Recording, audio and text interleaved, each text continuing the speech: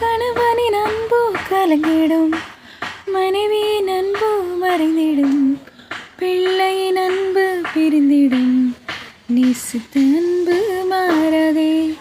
அன்பு இல்லாத உலகில் அன்பை தேடி அலைந்தேன், அன்பு இல்லாத மனிதரின் அன்பை தேடி வந்தார் இயேசு, அன்பை தேடி வந்தார். அன்பு இல்லாத உலகில் அன்பை தேடி